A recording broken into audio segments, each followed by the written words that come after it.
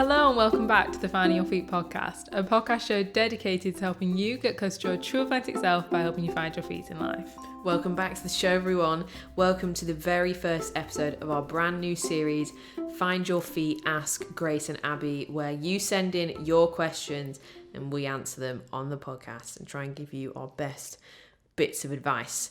So we've had a few questions sent in. We've picked 3 of the best ones that we thought most people would relate to, because the purpose of the episode is we answer a question that you've sent in, but it will also discussing it will actually benefit everyone else that's listening, because we all go through the same stuff and we don't need to feel alone in our troubles, or whatever. So we've had someone being brave and sending in the first voice note, which was cool. Shout out to you, who you will all hear in a minute. But yeah, we've had a voice note sent in, and the others have just been sent in written form. But yeah, we're going to be doing this episode once a month as part of the pod, and just bring the community together and get you guys in on the episodes. I think it's a bit cool, Yeah, definitely. I'm excited to get into it, because we always say, on Instagram, if anyone asks us a question or if we do a question box and then we reply, and it's like we could just go on forever. And like you said, we all have the same problems. We receive these questions and we're like, yeah, been through that, or I'm currently going through that. We all have the same things, so we can all just dissect them, chat about it together and work through them together. Yeah, because you've literally got to put we have to put restraining orders on ourselves not to write essays on Instagram story question box replies.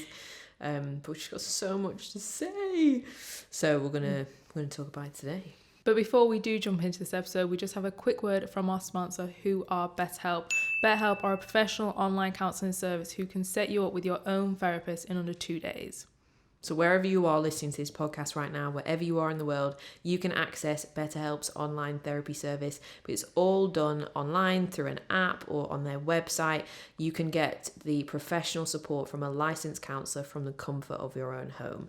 So whatever you're struggling with, whatever problem you feel like you have, whether that's grief, OCD, depression, anxiety, anything, there is somebody on that platform that can help you, because they have a huge range of expertise. So you just fill out a questionnaire so they can get a picture of who you are and what are your needs, and they can match you up with the perfect therapist in just 2 days of you signing up to an account. So you don't need to wait a really long time to be seen. And if it turns out they pair you with a therapist and you're like, I don't really like you, because that's a big part of the therapy journey, is finding someone that you connect with, that you can really open up to. They actually let you change therapists as many times as you want, completely free. There's no charge until you find the right one for you. And along with all those benefits, BetterHelp is much more affordable than your traditional offline counselling, and they are also very kindly offering our listeners 10% off your first month of therapy. So it's going to be around £40 per week. So if you do want to access that discount, you can go to betterhelp.com/findingyourfeet. That is betterhelp.com/findingyourfeet. And if you also do want to check out any reviews, as Grace said, they are a global company and they have thousands of reviews online. You can head to betterhelp.com/reviews and have a look at those. We've left the link in the show notes for you to access your discount. So just click through there and the discount's automatically applied to your account. You can start your therapy journey. But I've done therapy 3 times now. I'm 25. And I have to be checking myself back in there again in the future. I just take myself there when I need it. It is one of the most powerful self-development tools. I wouldn't be here where I am today without the support that I've had and the guidance I've had from taking myself to therapy. So if you've got any questions about it, just come and talk to us on Instagram at Find Your Feet Podcast, because we've been there, we've done that. So we're happy to chat. Yeah, exactly. There's no shame in needing that helping hand if you're in that place and you need it. Okay, so our first question is from our lovely listener, Emma, and it's all about friendship breakups. Hi. So nearly a year ago, I experienced a really hurtful friendship breakup. We were living together and I was going through a really tough time and really struggling to live together with our kind of different styles of living and communication. I really tried to communicate this to her multiple times, but she never really heard me. our kind of communication differences really came out, and I reached such a bad place with my mental health that I had to move out of our shared accommodation. She didn't support me through this period at all, and instead, when I moved out, she completely cut off contact from me, and she hasn't contacted me again since. She was one of my closest uni friends, so I was so hurt that she behaved like this during a period when I really needed her, and after countless times that I had been there for her myself. I've tried to reassure myself that everything happens for a reason, but I'm still feeling so many negative emotions towards her for how she behaved. And I feel a lot of anxiety and sadness related to our breakup. I know other people will have been through quite similar things, so I know quite a few people will have been through similar things, so I wanted to know your tips for going through quite a traumatic friendship breakup like this, how to come to terms with it, and most importantly, how to hopefully move on. Great question, Emma. Thank you very much for sending that in. I think friendship breakups are something that we all go through, and they are actually really traumatic, and they're hardly ever spoken about. Like, people always talk about breakups with romantic relationships and stuff, but they never speak about the breakdowns and endings of friendships, and especially, like, you know, especially with, well, not to say with girls, guys have close friendships too, but you know, you get really close with your besties and stuff, so it can be really harsh to manage.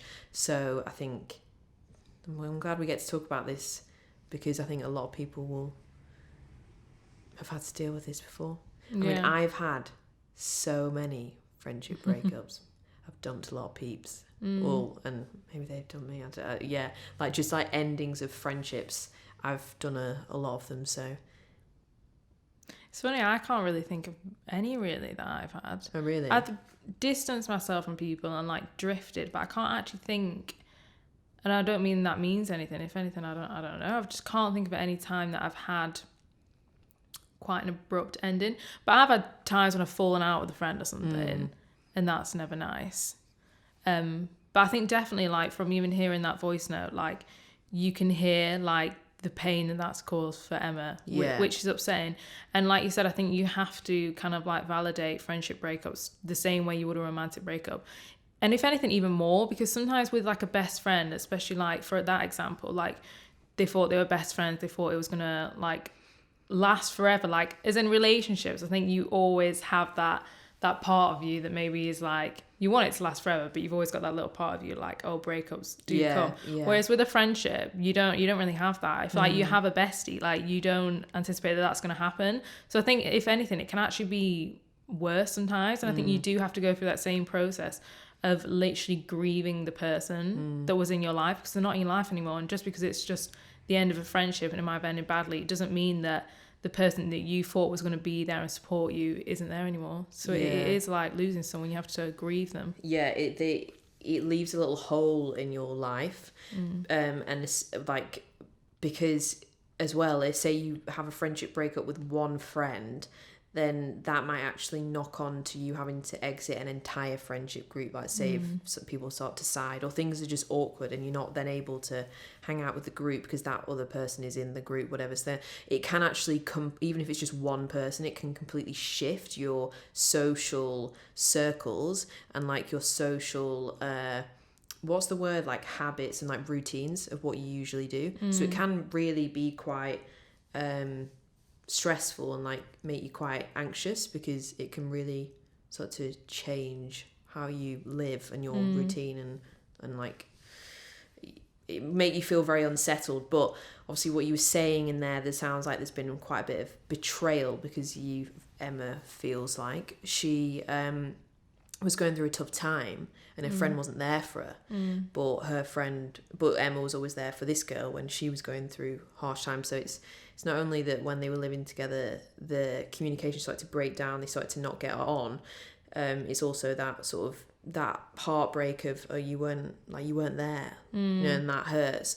So I think that there's a few things going on here, and I think a lot of friendships as well, especially when you're young and stuff, like, and you're in shared living situations, they break down in shared living situations. Honestly, the amount of people that have fallen out because they become flatmates. You can be the best of friends and you become flatmates and you hate each other. Yeah, sometimes it just doesn't work like that. Yes. You have to love people from a distance. Yeah. So that's why actually, like, you should be kind of careful when you're at uni, like, you get put in a flat and you make friends in the flat, so it's different. But say you're an adult now and you're going to live in a city and you're like, okay, I want to move in with my best friend because we're both moving to the city. Like, you have to actually think about that quite carefully. Like, they might be your best friend, but you might not be compatible as flatmates. And it's just weird. It's like when you get into a living situation together, it's just all this stuff comes up and like it creates so much tension, even if you were like the best of friends before, because you've kind of got an idea of how they should act and they've got an idea about how you should act, but you're at home and you're relaxing, so you're actually just being at home, and things just get really crossed over and a bit messy, and it's like expectations that you have on them and they have on you are not met. And maybe that's even on trivial things like you don't take the bins out enough, and that will just like build up so much tension to the point that the friendship breaks down. So living with friends is actually a very difficult thing in itself, and it requires a lot of like maturity and emotional awareness to be able to, from both sides of the friendship, to be able to like navigate that well. Because I mean, if anyone has even like, well, I'm sure those people listening have done shared living, like whether it's at uni or even just afterwards, even just with random people, like, you know, like spare room and stuff. When you move to London, you can end up freaking hating the people you live with. Like, it's just weird, like it's just something happens. Yeah, it's different. Yeah, so you've obviously got that's caused a bit of a problem in the situation, and then sounds like the following on of the tension initially created from living together has then also meant she wasn't there for you during a hard time, which hurts, and then when you move out she's just like been like, right, see you later, done.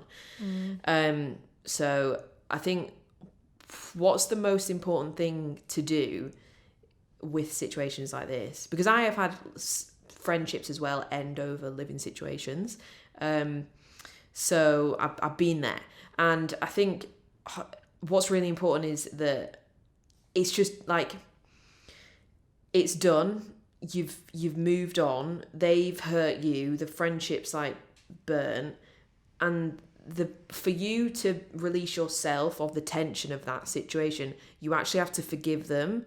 And when we did an episode about forgiveness, and you were like explaining this thing, I was thinking, and in my head I used to think, if you forgive someone, that means they've won, or like you've let them behave badly or whatever. But that's not the case. And actually with forgiveness, it's you're setting yourself free. It's like, it's all for you, and it's not, that is for the other person as well, but like it's not just for their benefits, for yours. And in this situation, Emma, where you're not even talking to this person anymore, like the friendship's done, you need to forgive her, but you don't need to tell her that you've forgiven her. You don't need to make any kind of communication. You need to do it within yourself, because that is the only way that you are going to release that tension, that little grudge, that hurt that you've got. You need to just let it, like, you have to just let it go. Like this, from the sounds of it, obviously it's only short voice now, from the sounds of it, there ain't no going back with this friendship, and it sounds like she wasn't there for you in a hard time, so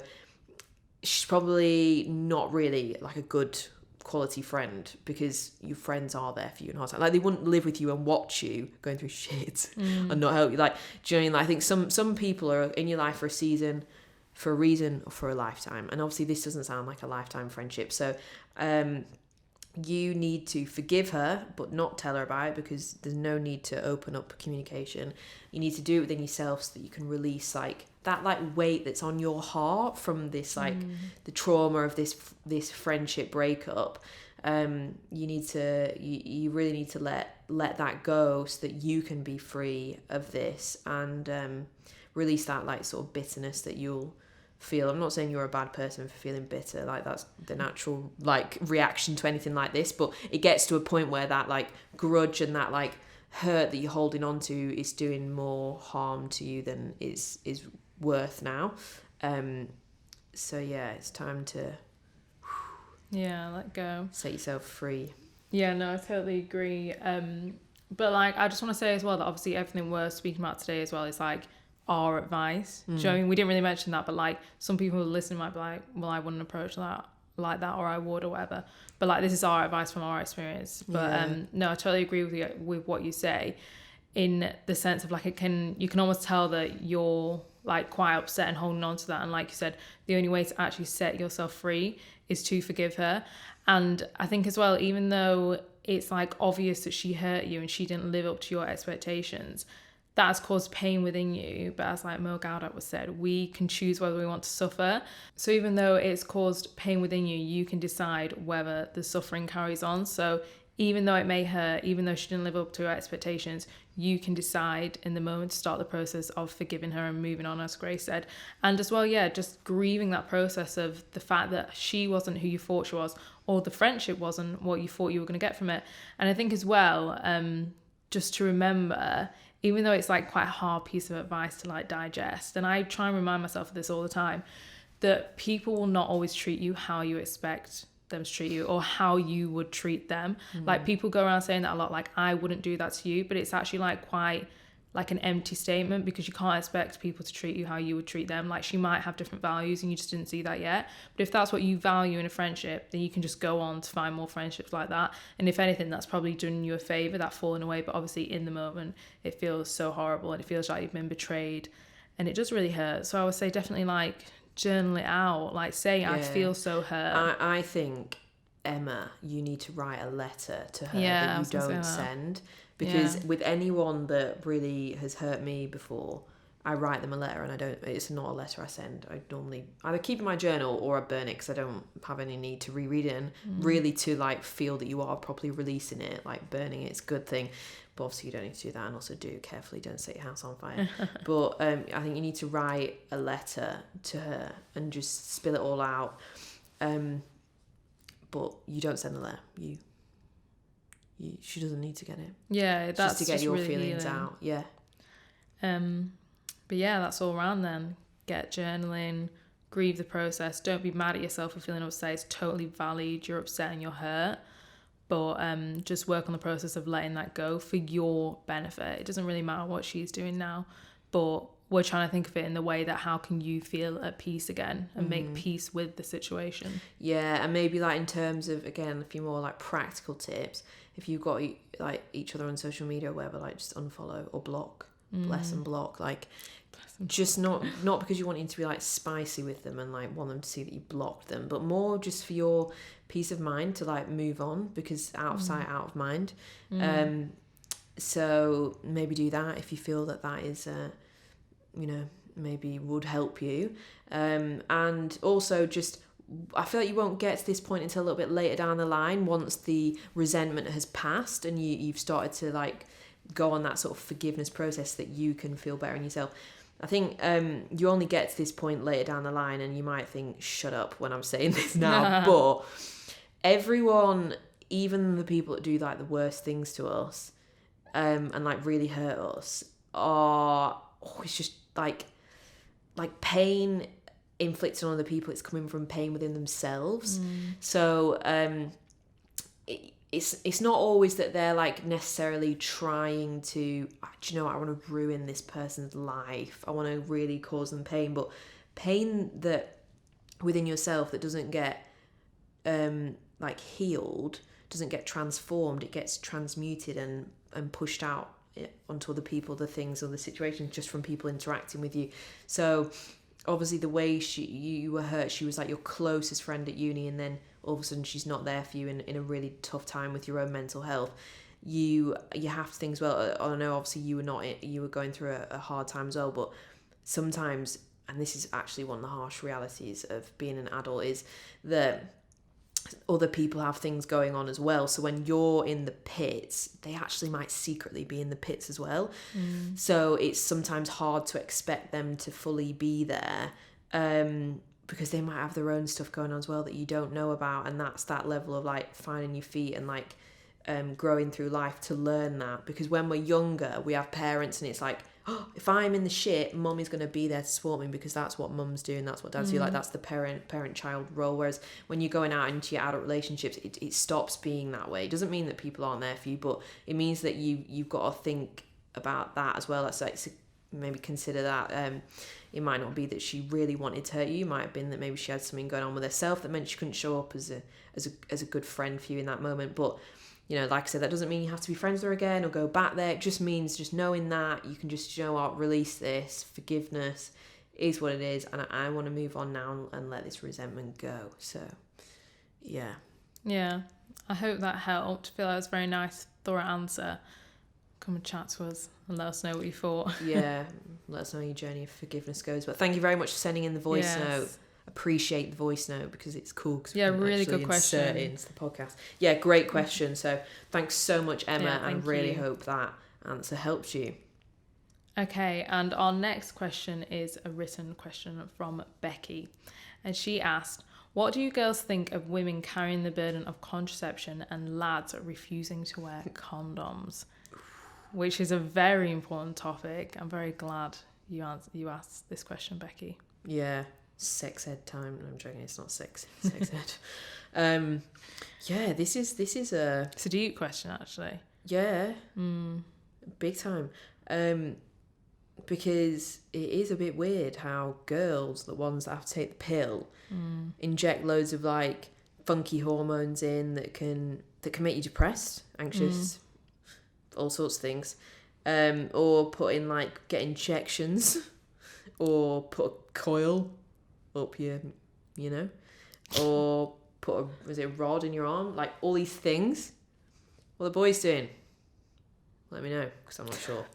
Yeah, I know exactly. Like when I think about this for too long, it really annoys me. Like it really annoys me. Like, would boys take pills that make their sperm inactive? Like, no. Like as in it stops the sperm from being fertile? No, of course they're not. Well, yeah, but no, we I think have to.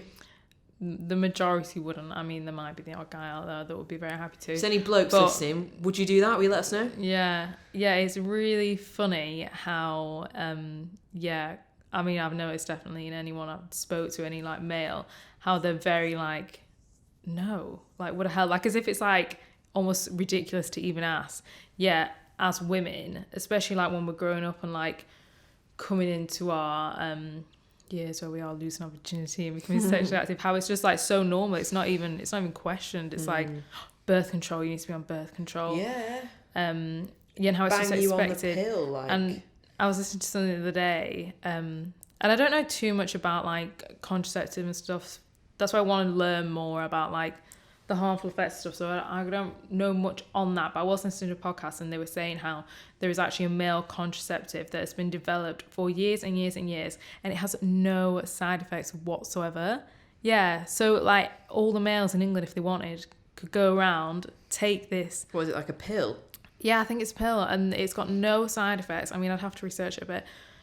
And then we have all these different side effects. Obviously, it's just such a different biology. Yeah, we're expected to take it. And then as well, what's that thing that like, the statistic of it, like women can birth like one child a year, whereas a man can produce like, it's like ridiculous amounts. Like if you went around and impregnating women every day, but yet we have to be the ones that like bear the consequences of contraception. Yeah, it's not really fair, is it, when you think about it? No, I think in years and years to come it'll change. Yeah, because so like, you know, like that natural cycles thing, which is like the app where you do your temperature or something every day, and then you can figure out when you're ovulating. I'm not a scientist whatsoever. I'm not an expert in this, but I'm pretty sure you can only get pregnant like a handful of days in a month. Like it's not like you can get pregnant every day. 4 or something. Yeah. So like these natural I mean, still people say there's nothing natural about tracking yourself on an app, but as in like it means you don't have to put like the false hormones stuff in your body, whatever, all that stuff. You can check your temperature, and then you can kind of, it gauges when you're like basically fertile and possibly get pregnant versus not. So obviously people that are trying to get pregnant will probably use it for that as well. But also it can be used as well to avoid pregnancy. Like obviously if you are trying to get pregnant, then it can be really useful for that, because you can like gauge when you are, and you can use it to stop getting pregnant. But obviously there's those options, but I I don't know, it's just weird. Like, it's obviously, we're the ones with the oven. So, like, you know, that cooks the babies. So we're the ones that are, like, protecting it. But there's so many side effects of contraception. Like, there's so many girls that have just, like, see the world, like it's grey while you're on it without even realising. It's really sad. And like, people have been on it for years because, like I said, they just slap you on it when you're young. Like, it's quite common. And you might have been on the pill for like 10 years, and like, that's 10 years of you having funky hormones in you. Like, you just don't know what it's doing and stuff. And then people come off it, and then they get post-pill acne. Like, you have to deal with all this stuff. It's not really fair. Yeah, no, it's not. And I think there's just like, mainly I think there's just a massive lack of education, like, to do with the pill. And it's not to mean that, like, anyone that's listening now that, like, if you're on the pill, oh my god, you're doomed or anything like that, because we don't know that much about it. But the thing is that we're not actually educated when you go to the doctors and you ask for it. Like, you're not really told about the side effects or what could possibly happen. And then I think as well, like, going back to what you said about it's only like 4 days or something that you can get pregnant. But when you're like in school and you're doing like sex ed and stuff, like, they're injecting this fear into you that you get think pregnant whenever. Yeah, and like you you're just think a that if walking it comes near pregnancy you, waiting that, like, to happen. Yeah, that like any second you would just end up pregnant if it even like Kiss comes someone and near get pregnant. Yeah, exactly. Like, they're installing this fear into you, so then you like almost panic, and then you go and end up getting on birth control. And then there's not really any education as to like what it's doing to your body. And then I feel like now there is kind of this like shift changing where a lot of women are like, what is this actually doing to my body? And like deciding to, I was gonna say like take responsibility, that I think we do have to like because I'm like that. I've been on the pill. I went on it in school for my skin because that's what they recommended. I remember my friend one day was like, she had quite bad skin as well, and she just came one day and she was like, oh my god, I've been to the doctor and they put me on the contraceptive pill. We were literally like really young for a skin. And at that point, I had like really bad acne and I was like desperate. I was like, I would do just about anything for my skin to be better. So I went and was on it. And yeah, I've been on it for so many years. And like, it's only really the last few years that I've really questioned, like, because I've never had any bad side effects, but I've questioned like, is it all right for my body? Like, what is it doing to my body? And I think that is probably just a part of adulthood. But I don't think it has to be that way. Like, I hope that in the future there will be better education and like better education of different options. Like, imagine them teaching like natural cycles in school. I mean, obviously that's risky. I don't mean for that stage of life maybe, but like that there is options like that. I would have thought you were crackers if you started talking about something like that at school. But if you actually think back to like all our time on Earth, like pre this like modern age, how did they do it then? Like, surely they wouldn't have just got pregnant all the time. They would have used their natural cycle, like, tuning into the body. I think back in the day, I think that women were much more in touch with their cycle. Yeah. So if we're going all the way back, and again, I don't know that much about this, but I have heard things, and obviously we haven't got anyone from back in that time here now to tell us how it was, but you know, women's periods and stuff used to be celebrated. Like, you've heard of like the red tent? So I joke about it now, my friends are like, I'm going to the red tent. But like, when a woman was at comes on their period, they would go and all like into a red tent. I don't actually know if the tent was red, maybe it was, but basically they all go to be together whilst they're on it. So if you're like, you know, your period in the same time, like, you're all just doing it together because it's that time of like downtime. Like, you know how it is when you get your period, you're tired, you're really tired, pretty hungry, you're like a bit cranky, and you're not feeling like going to the gym and pumping weights or like smashing out a long day in the office. You haven't got the energy for that. It's like you go inwards. So people would go off to the tent, the red tent, and they'd be together. And so like the menstrual cycle was very much kind of respected in society. You know, some people say now like, oh, women should be allowed to take time off on the period and blah blah blah, because obviously our society just isn't like that now. But you know, I think that back then, I reckon we were probably really quite in tune with and very, very in tune with our bodies and our cycles. Whereas we're not now. And in our like fast-paced world as well, when you're like busy, like you're not paying attention to body anyway, because you're just busy doing things, working. Like, it's very masculine energy society. Whereas like the menstrual cycle is like the feminine energy, because it's like slowing down and just resting and being.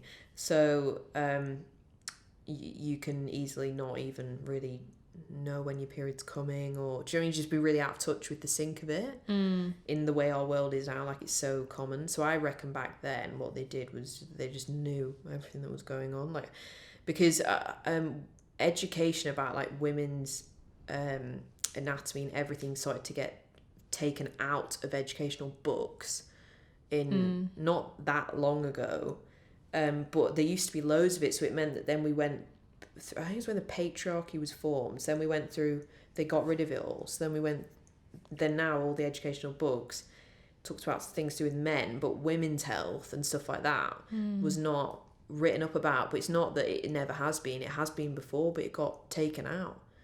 So now there's loads of stuff that like we as women do not know about our own anatomy and everything. It's actually fucking crazy, but I don't think it used to be like that. So I reckon that they knew what was what with when they would get pregnant and stuff.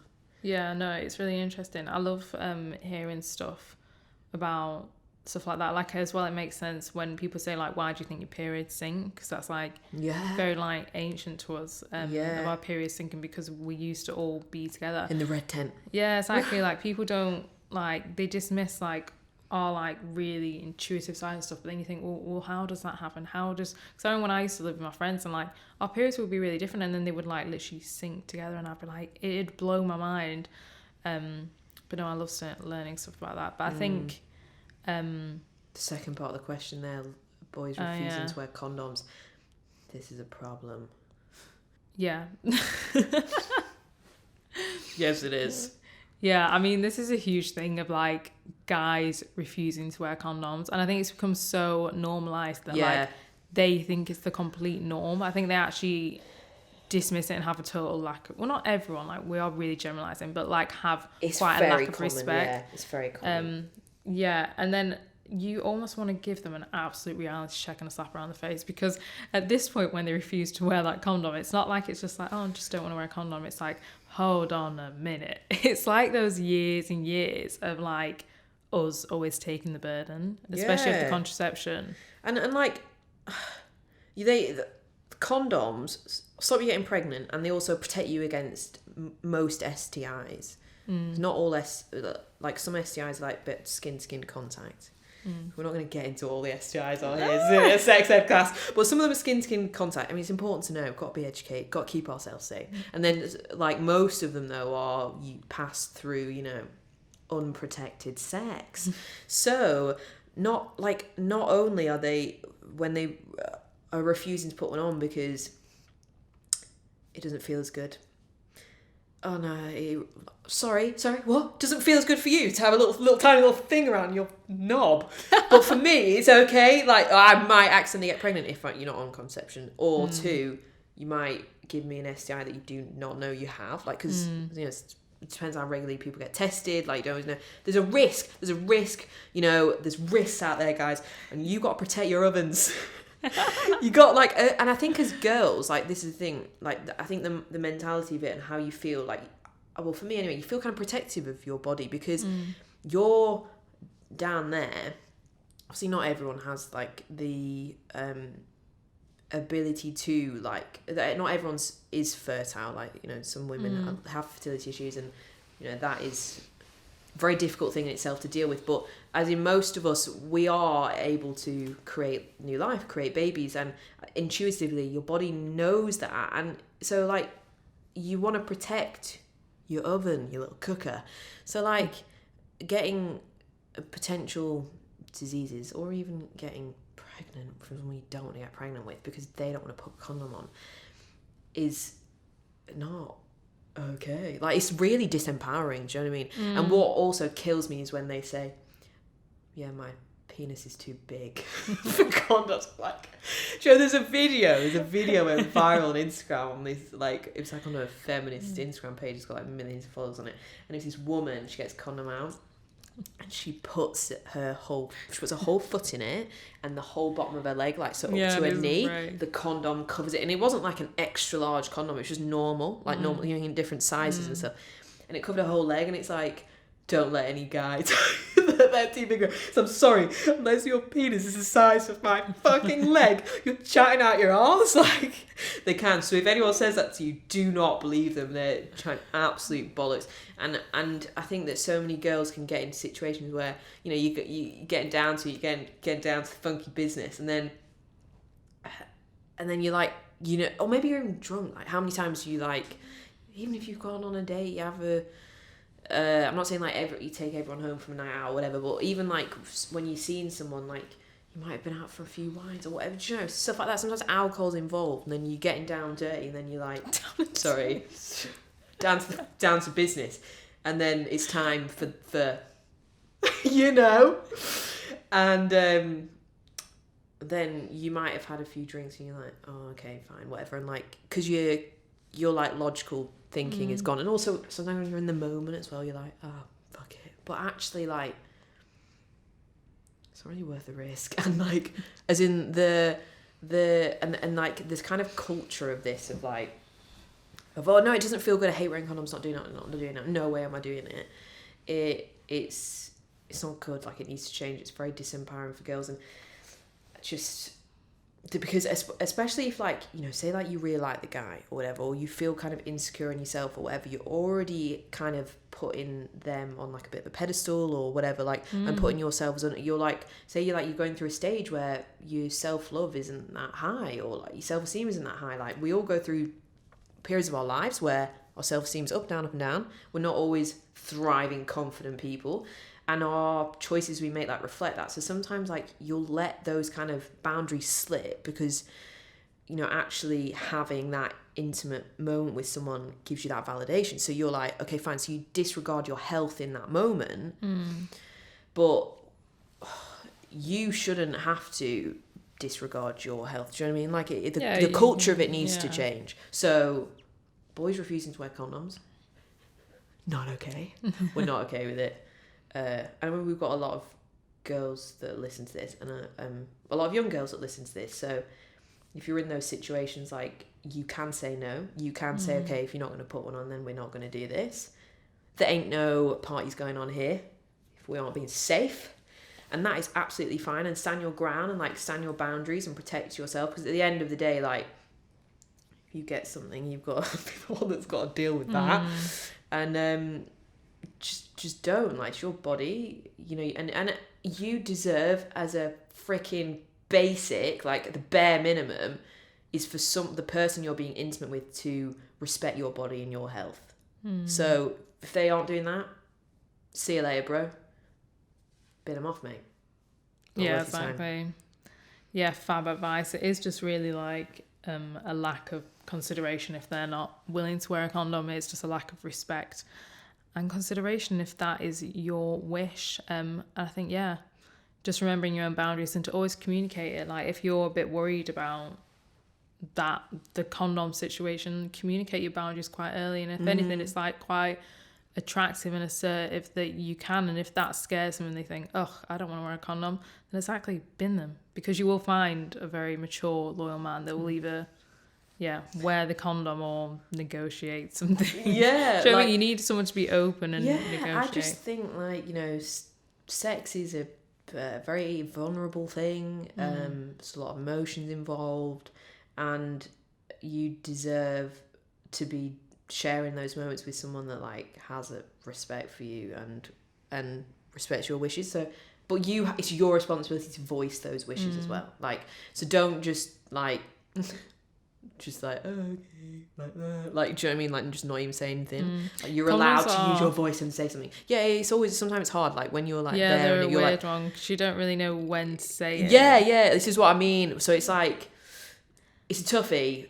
Yeah, it's a toughie, but at the end of the day, like, you have to just communicate and say, wrap up, get out. Because you have to protect your health at the end of the day. That's what's most important. Yeah, definitely. Yeah, you don't want to leave in any situation feeling like you've been, like, violated or that your health has been put at risk. And I think as well, just going back to the contraception, obviously we spoke a little bit about it then, but I think as well, as a woman, it can be scary and it's quite easy to freak out. But I think within your body, if you're questioning your own form of contraception right now, I think deep down you will like have an answer within you. Like if something feels slightly off, then kind of go with that and question it. But again, just kind of educate yourself. Like I don't know much about it at all, and that's why me and Grace have been both trying to source like a really great person to bring on the podcast to talk about contraception, so then we can educate ourselves on it and not freak out and actually have like empowered choices around it. So that'll definitely be coming in the future. But until then, as I said, don't freak out. Like, you know, within your body, like if you feel like okay within your body, like chances are, do you know what I mean? Like I feel like you have alert signals if something's really wrong. So yeah, definitely. Yeah, just make choices from an empowered place, and to do that you just need to educate yourself a little bit, because we haven't really got any education on it. No, but we'll bring it to you, don't worry. Yeah, we'll try and bring some education. But yeah, our final question of the show is from Hannah, and she's written in and said, I'm in my 4th job where I don't get on with my boss. I feel really undervalued and not respected. I always end up quitting because of it, but it happens again at the next job. Starting to think maybe I am creating the pattern here. That's a really interesting question, because I feel like a lot of people probably go through this. And as well, I really like how, Hannah, you've asked at the end, maybe I am creating the pattern, because you can see that you've really got that level of self-awareness, and you've actually come to the point where you thought, this is really not like serving me, this like pattern that's repeating, but what role am I playing within it? And I think that's a really good place to be in, to question that, because it can happen in the workplace. Like I've heard of this quite a lot, where you might have a familiar relationship role growing up, like say your needs weren't met or something like that. Just for one example, this may not be the case with you. Or with like a parent or something. Yeah, so like if your parent, your needs weren't met, or you always felt like undervalued or something like that, that you growing up and experiencing that can start to feel familiar for you, and you will seek out that subconsciously. And even though that's quite hard to get your head around, like it's just how we work, and it happens a lot in like relationship stuff, it's not just workplaces. But I think people don't really consider that for a workplace situation, but it can really happen, and then you'll end up like repeating this behavior and repeating the relationships, and it could just be something that you're almost seeking out. So I think questioning that, and even though that's quite deep work, I would say if you're thinking now like, oh my God, maybe that is the case, or you want to explore that, like that kind of feels a bit alive for you, because it is quite deep work. Like if you are in the position where you can reach out to like a therapist or help, I would definitely consider something like that, because they can like really overlook it for you and have like that non-biased opinion and go back into your childhood, because like that's quite like a big statement, like, oh, maybe it's your childhood. Like it can be quite daunting. Yeah. But stuff like therapy make things like that really simple, and it can be super life-changing. So if you are stuck in that cycle and you're questioning what role you're playing, but you're unsure how to go forward, I would definitely say like something like therapy would help. Yeah, 100% therapy can be so valuable for helping you work through where like your inner child is replaying out things in your adult life that isn't serving you anymore. But I also think in like the workplace, like in terms of feeling undervalued and not respected, sometimes you feel like that because that's actually what's going on, not because there's something wrong with you, but because the people that own the company, the management, whatever, are just not nice. Like there's a lot of companies out there that just don't really care that much for their employees. So it's not uncommon to feel like that. Doesn't mean it's like right, because it is common, but also I think there's a flip side to it, where sometimes like other people might be getting valued and respected and you're not, and that can be that you're not actually valuing or respecting yourself in the workplace and like your capabilities and what you bring to the table, what you bring to the company, what you bring to your job, because everything in life is like a mirror, and we're always like subconsciously communicating out with other people with our energy. And like, so that's why, like, you know, at school shy people get picked on because they seem like an easy target, like because they don't fight back. Like it doesn't mean you have to go around being like defensive and like to keep bad people away from you, but as in we're like without even realizing, we're always unconsciously communicating with each other with our like energy and our of like self-esteem, where is it at. So in the workplace, like That's why you see people that work in some companies that actually shit at their job, but they think that the dog's bollocks and they get promoted like no tomorrow because they've got that energy about them, so everyone else buys into it. Do you know what I mean? So I'm not saying go around and start faking it and start thinking you're the dog's bollocks, like when actually you've not been doing anything good. But consider, like, do you respect yourself and what you bring to work? Are you valuing your talents and what you bring? Because often, like, we don't, and then other people pick up on that and they don't then believe in us. You know, if you're quite timid and like, I'm not saying like all people that are shy or like introverted is not good at work, but it's if you're not backing yourself, other people don't see within you. Like, you gotta like put your shoulders back and stand a bit tall. So it could be a little bit of that as well, so maybe that's something to think about. But great question, Hannah, thank you for sending that in. Yeah, no, I totally agree. It's that quote, like, is it something like people will believe what you believe by yourself? Yeah, I don't know if that's a quote, but basically, yeah, it's true. Yeah, like what you believe by yourself is basically what Grace is saying, is what people perceive, like, even if you don't realise it. So yeah, I think definitely for this question as an overall, it's just like doing some more work on yourself, especially if you're in the place where you're questioning. That's a really good place to be. And I think as well, like, since it's your 4th job and you're struggling with this again, I think try and do the work on yourself, like experiment with it and see what happens. But I think stick with the job. Yeah. Like, obviously we don't know how bad it is, like obviously nothing that's going to affect your mental health, but stick with the job and maybe do a little bit of work on yourself and see if there's shifts. If there's not, and you really, really don't enjoy it, then explore other options, but maybe experiment with that. Yeah, because if you like, if you do a little bit of work on yourself and then stick with it and the situation changes, like, that's evidence for you that like it's not always it doesn't always have to be this way, and there's like another way, and you can, because if you've left 3 jobs before this one because of the same reason, you then might leave this one and think, oh, that's going to happen again at the next one, and then basically manifest that happening because that's what you expect. So yeah, but that's our tip. So hope that's helpful, Hannah, and that is the end of our questions. I think we've actually hammered them out. It's a pretty long episode. Yeah, that was fun. Definitely, like, if you're listening to this and you have a question on your mind, come and send it us for the next one. Yeah, if you want to get involved in the next Find Your Feet, Ask Grace and Abby series, if you've got a question, if you've got something you want to know, if you've got a topic that you want us to debate, send it in. So as you heard, we had a voice note in this episode, which was cool. So if you're feeling confident to record your voice, please do that, because it's just cool. We can put it in the episode. So send in your voice notes. You can do it on Instagram, or you can email us a voice note to hello@findyourfeetpodcast.com.